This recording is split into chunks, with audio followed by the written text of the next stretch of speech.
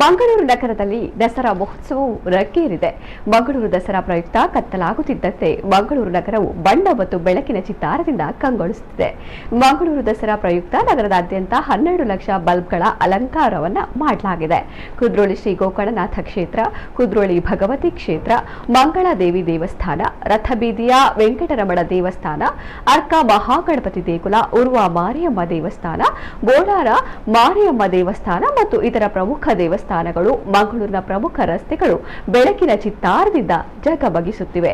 ಸರ್ಕಾರಿ ಮತ್ತು ಖಾಸಗಿ ಕಟ್ಟಡಗಳಿಗೂ ದೀಪಾಲಂಕಾರ ಮಾಡಲಾಗಿದೆ. ಬನ್ನಿ ಈ ದೃಶ್ಯವನ್ನೊಮ್ಮೆ ನೋಡೋಣ.